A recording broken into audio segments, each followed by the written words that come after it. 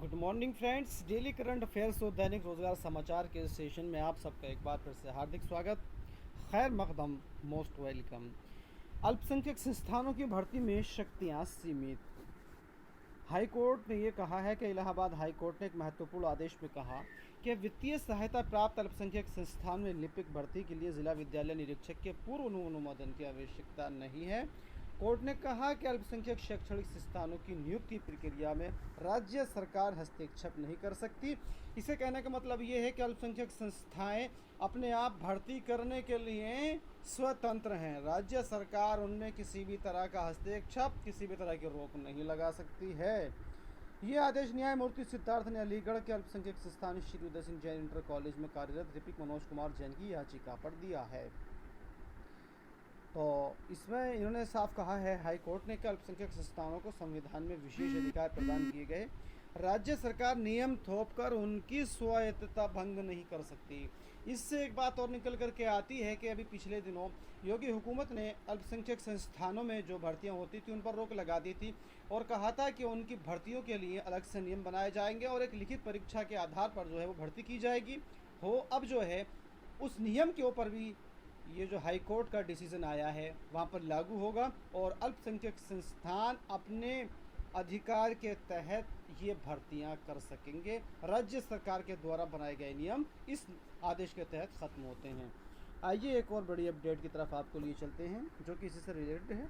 राज्य सरकार अल्पसंख्यक संस्थानों की स्वायत्तता भंग नहीं कर सकती। कहा अल्पसंख्यक संस्थानों को है कर्मचारियों की नियुक्ति का विशेषाधिकार। और एक और बड़ी अपडेट, राजकीय व निजी आईटीआई के लिए एक साथ आवेदन कर सकेंगे अभ्यर्थी। ये आईटीआई 2022 के एडमिशन के लिए जो है वो प्रक्रिया शुरू कर दी गई है और इसी के लेकर के ये जो न्यूज़ है कि 31 अगस्त तक 4 चरणों में इसके प्रवेश होंगे। आईटीआई में 4 चरणों में प्रवेश किए जाएंगे। पहले 3 चरणों में प्रदेश स्तरीय मेरिट के आधार पर प्रवेश होंगे तो आखिरी 4 चरणों में ज़िले या संस्थान स्तर की मेरिट के आधार पर चयन किया जाएगा। इसके संबंध में प्रमुख सचिव व्यावसायिक शिक्षा व कौशल विकास सुभाष चंद्र शर्मा ने आदेश जारी कर दिया है। 31 अगस्त तक प्रक्रिया पूरी कर ली जाएगी। तो आईटीआई एडमिशन 2022 की प्रक्रिया जो है वो शुरू कर दी गई है। इसके लिए ऑनलाइन एप्लीकेशन जो है वो ली जाएंगी और उसके बाद आपकी हाई स्कूल इंटर मेरिट के आधार पर जो है आपको उसमें एडमिशन दिया जाएगा। और एक और बड़ी अपडेट जो कि रेलवे के अंदर जो खाली पद है रिक्त हैं उनको ख़त्म करने को लेकर के जो कर्मचारी हैं वो आंदोलनरत हैं। 50% पदों को सरेंडर करने के आदेश पर भड़के रेल कर्मचारी। एम्प्लॉयज़ संघ ने निकाला जुलूस, डीआरएम ऑफिस गेट पर हुई नारेबाजी। अभी पिछले दिनों न्यूज़ आई थी कि 50% पद जो कि रिक्त पड़े हुए हैं वो किसी काम के नहीं हैं, उनको ख़त्म करने जा रही थी केंद्र सरकार। तो इसी को लेकर के कर्मचारी नाराज़ हैं कि ये जो पद हैं इनको भरा जाए, इनको सरेंडर ना किया जाए, मतलब ख़त्म ना किया जाए। और एक और बड़ी अपडेट, आईएएस की तरह पीसीएस में भी चाहिए 2 अतिरिक्त अफसर। पूर्व आईपीएस अफसर ने छात्रों का क्या समर्थन, सीएम को लिखा है पत्र।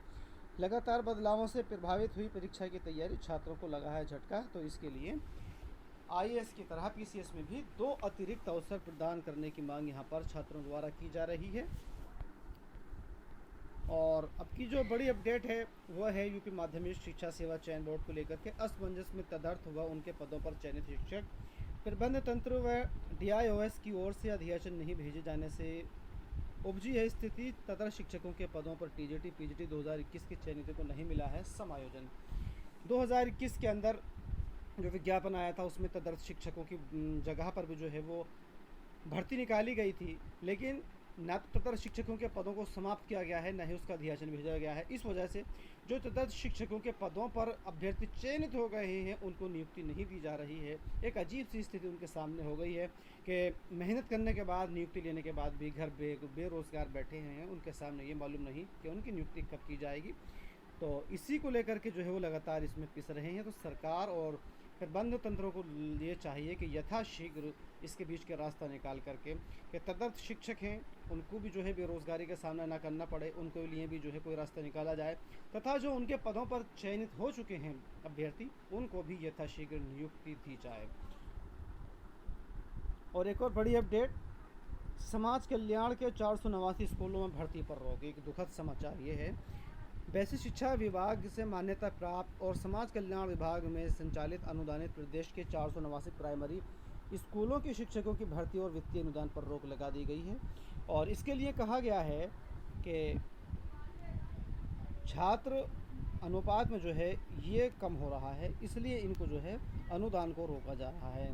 30 से कम छात्र वाले स्कूल बंद होंगे। आदेश में साफ है कि जिन स्कूलों में 30 से कम छात्र पंजीकृत हैं उन्हें अनुदान सूची में बनाए रखने का कोई औचित्य नहीं है। इन स्कूलों के छात्रों को वैसे शिक्षा विभाग के निकटस्थ स्कूलों में प्रवेश देकर शिक्षकों को दूसरे स्कूलों में समायोजित करने को कहा गया है। एक दुखद समाचार है ये।